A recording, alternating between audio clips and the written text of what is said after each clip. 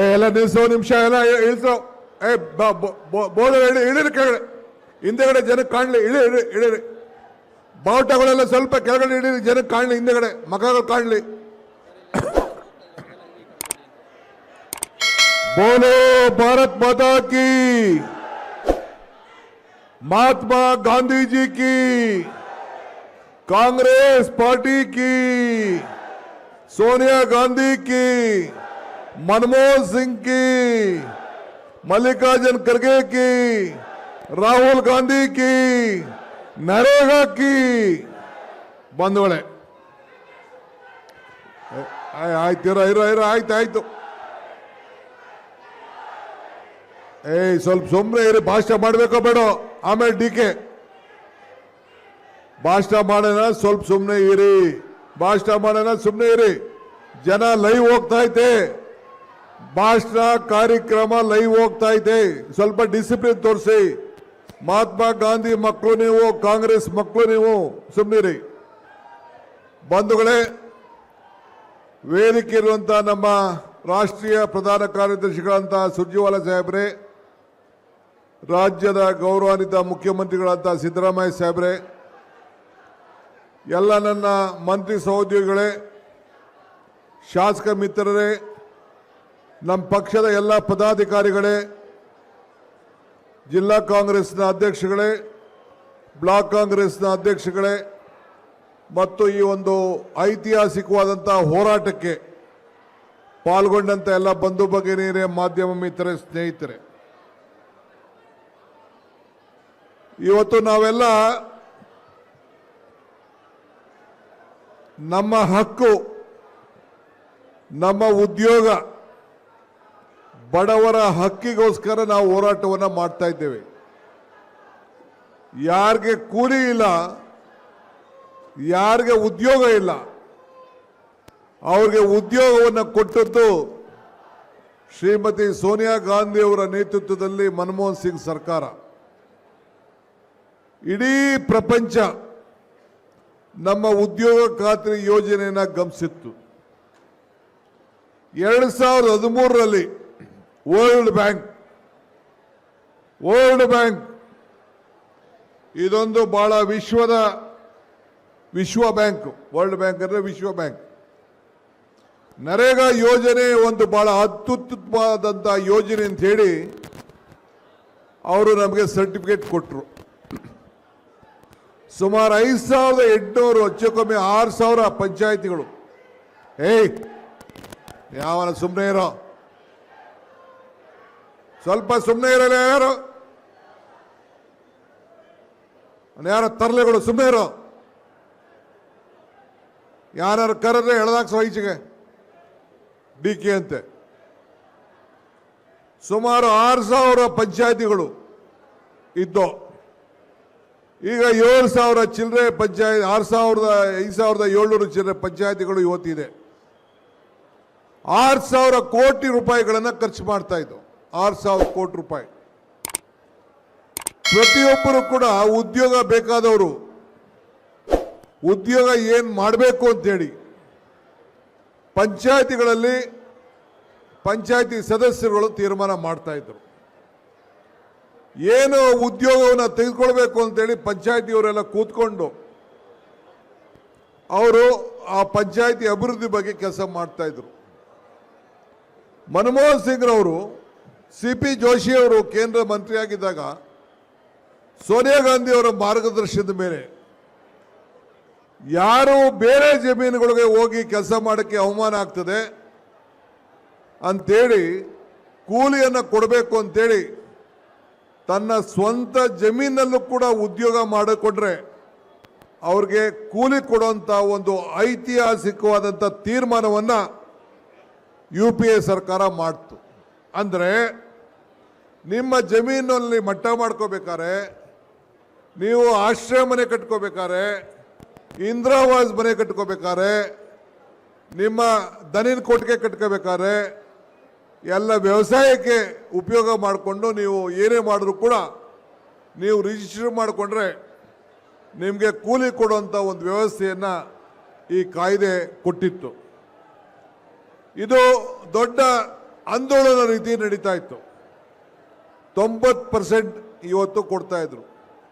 ಯಾವ್ದಾದ್ರು ಉದ್ಯೋಗ, ಯಾವ್ದಾದ್ರು ಸಿಮೆಂಟು ಕಬ್ಬಣ ಉಪಯೋಗಿಸಂತ ಕಾರ್ಯಕ್ರಮ ಇದ್ರೆ ಆಗ ಒಂದು 25% ನಮ್ಮ ರಾಜ್ಯ ಸರ್ಕಾರ ಕೊಡ್ತಾ ಇತ್ತು. ಇಂಥ ವ್ಯವಸ್ಥೆಯಲ್ಲಿ ಇತ್ತು. ಪ್ರತಿಯೊಂದು ಸುಮಾರು 7,000 ಜನ ಇದಕ್ಕೆ ಉಸ್ತುವಾರಿಗೆ ಜವಾಬ್ದಾರಿಯನ್ನು ನೇಮಕ ಮಾಡೋಂಥ ಉದ್ಯೋಗಗಳು ಕೂಡ ಇವತ್ತು ಸೃಷ್ಟಿಯಾಗಿತ್ತು. ಇವತ್ತು ಎಲ್ಲ ಕೂಡ ಇವತ್ತು ಮುಗಿಸಿ ಮಹಾತ್ಮ ಗಾಂಧೀಜಿಯವರ ಹೆಸರನ್ನ ತೆಗೆದುಹಾಕ್ಬಿಟ್ಟು ಇವತ್ತು ಈ ಯೋಜನೆಗೆ ಹೊಸ ರೂಪವನ್ನು ಕೊಟ್ಟಿದ್ದಾರೆ. 60% ನಾವು ಕೇಂದ್ರ ಅಂತೆ, 40% ನಾವಂತೆ. ಇದು ಅಸೆಂಬ್ಲಿಲಿ ನಾವು ಪ್ರತ್ಯೇಕವಾದಂಥ ಚರ್ಚೆಗೆ ಈ ವಿಧಾನಸೌಧವನ್ನು ನಾವು ಕರೆದಿದ್ದೇವೆ. ಇವತ್ತು ನಮ್ಮ HK ಪಾಟೀಲರು ಮತ್ತು ಅನೇಕರೆಲ್ಲ ಸಲಹೆ ಕೊಟ್ಟರು, ಪಕ್ಷ ಒಪ್ಕೊಂಡು, ಸರ್ಕಾರ ಒಪ್ಕೊಂಡು ಇವತ್ತು ನಾವು ಕರೆದಿದ್ದೇವೆ. 2 ದಿನಗಳ ಕಾಲ ಈ ವಿಚಾರದಲ್ಲಿ ಚರ್ಚೆ ಮಾಡ್ತೇವೆ. BJPಯವರು ಏನು ಅದಕ್ಕೆ ಮಾತಾಡ್ತಾರೋ ಕೇಳಿ ನೋಡೋಣ. ಆದರೆ ಇವತ್ತು BJPಯವರು ಅಲ್ಲೋಗಿ ಗಾಂಧೀಜಿ ಪ್ರತಿ ಮುಂದೆ ಪ್ರತಿಭಟನೆ ಮಾಡ್ತಾ ಇದ್ದಾರೆ ಅಂತೇಳಿ ನನಗೆ ಮಾಹಿತಿ ಬಂತು. ಎಲ್ಲರೂ ಉಂಟೇನ್ರಿ, ನಿಮಗೆ ಗಾಂಧೀಜಿ ಪ್ರತಿಮೆ ಮುಂದೆ ಕೂತ್ಕೊಳ್ಳೋಂಥ ಹಕ್ಕನ್ನ ನೀವು ಕಳ್ಕೊಂಡಿದ್ದೀರಿ. ಇನ್ನು ಮುಂದಕ್ಕೆ ಎಲ್ಲೂ ಕೂಡ ನಿಮ್ಮ ಕಚೇರಿಯಲ್ಲಿ ಗಾಂಧಿ ಫೋಟೋ ಇಟ್ಕೊಳಕ್ ಆಗೋದಿಲ್ಲ. ಗಾಂಧೀಜಿನ ನಾಥುರಾಮ್ ಗೋಡ್ಸೆ ಕೊಂದದ್ದಲ್ಲ, ನೀವೆಲ್ಲ BJPಯವರು ಸೇರಿ NDAಯವರು ಸೇರಿ ಇವತ್ತು ಅವರನ್ನ ಕೊಲ್ತಾ ಇದ್ದೀರಿ. ಯಾವ ಕಾರಣಕ್ಕೂ ಅವರ ಹೆಸರನ್ನ ಕೊಲ್ಲಿಕ್ಕೆ ಸಾಧ್ಯ ಇಲ್ಲ. ಹಳ್ಳಿಗಳ ಉದ್ಧಾರದ ಯೋಜನೆ ನರೇಗಾ. BJP ಅದಕ್ಕೆ ಒಂದು ರೋಗವನ್ನು ತಂದು ಕೊಡ್ತಾ ಇದ್ದೀರಿ ಹಳ್ಳಿಗಳಿಗೆ. ಗಾಂಧೀಜಿಯವರನ್ನ ದ್ವೇಷದಿಂದ ನೀವು ಕಾಣ್ತಾ ಇದ್ದೀರಿ. ಅದಕ್ಕೆ ನಮಗೆ ನಿಮ್ಮ ಕಾಯ್ದೆ ಬೇಡ. ನಾವು ಇವತ್ತು ಹೋರಾಟ ಮಾಡ್ತಾ ಇರೋದು, ಪ್ರತಿಭಟನೆ ಮಾಡ್ತಾ ಇರೋದು, ನಮ್ಮನ್ನ ಬೇಕಾದ್ರೆ ಪೊಲೀಸವರು ಮಂತ್ರಿಗಳ ಸಮೇತ ಬೇಕಾದ್ರೆ ಬಂಧಿಸ್ಲಿ, ನಾವು ಕೇರ್ ಮಾಡೋದಿಲ್ಲ. ಸರ್ಕಾರ ಇಟ್ಕೊಂಡು ಬೇಕಾದ್ರೆ ನಾವು ಜೈಲಿಗೆ ಹೋಗಿ ರೆಡಿ ಇದ್ದೀವಿ. ನಾವು ಈ ನರೇಗಾನ ವಾಪಸ್ಸು ಹೆಂಗೆ ರೈತರು ಹೋರಾಟ ಮಾಡಿ ವಾಪಸ್ಸು ಕೇಂದ್ರ ಸರ್ಕಾರ ವಾಪಸ್ ತರ್ತು, ಆ ರೀತಿ ನಾವು ಈ ಹೋರಾಟವನ್ನು ನಾವು ಮುಂದುವರಿಸುವಂಥ ಕೆಲಸವನ್ನು ನಾವು ಮಾಡ್ತೇವೆ. ನಾನು ಒಂದು ಮಾತು ಹೇಳ್ತೀನಿ, ಕನಕಪುರ ನನ್ನ ಕ್ಷೇತ್ರ, ವರ್ಷಕ್ಕೆ 200 ಕೋಟಿ ರೂಪಾಯಿ ಬಂದು ನೋಡಿ. ದೇಶದ ನಂಬರ್ 1 ತಾಲೂಕು ಅಂತೇಳಿ ಸೆಂಟ್ರಲ್ ಗೌರ್ಮೆಂಟು ಇನ್ವೆಸ್ಟಿಗೇಷನ್ ಮಾಡಿದ್ರು. ಏನೋ DK ಹೊಡೆದ್ಬಿಟ್ಟವನೇ ದುಡ್ಡು ಅಂತ ಪ್ರೈಸ್ ಕೊಟ್ಟರು. ಯಾಕೆ ಕೊಟ್ಟರು ಪ್ರೈಸ್?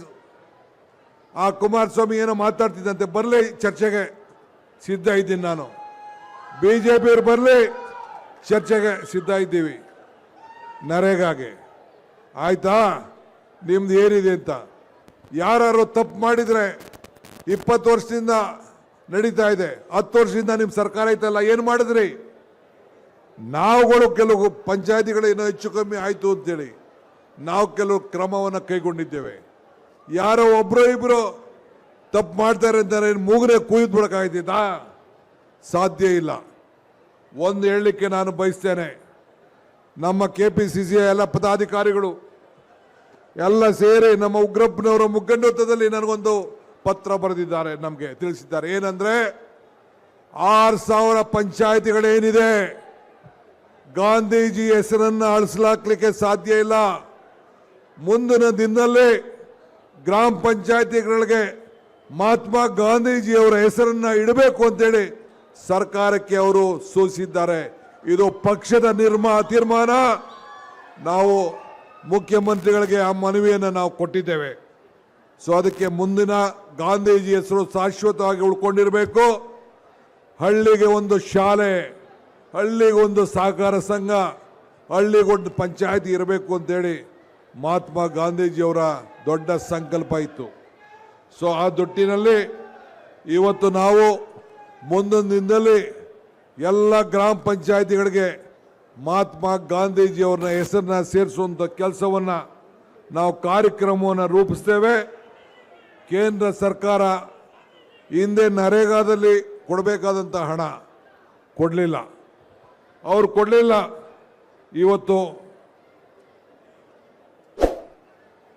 ಇವತ್ತು ಬಿಜೆಪಿಯವರು ಇವತ್ತು ಏನು ನಮ್ಮ ನರೇಗಾ ಕಾರ್ಯಕ್ರಮವನ್ನು ವಜಾ ಮಾಡಿದ್ದಾರೆ, ಇದನ್ನು ನಿಮ್ಮ ಕೈಯಲ್ಲಿ ಈ ಕಾರ್ಯಕ್ರಮವನ್ನು ಮತ್ತೆ ನಿಮ್ಮ ರಾಜ್ಯಗಳಿರುವಂಥ ಸರ್ಕಾರಗಳು ಕೂಡ ಮುಂದಕ್ಕೆ ಇದನ್ನು ನಡೆಸೋಕ್ಕಾಗಲ್ಲ.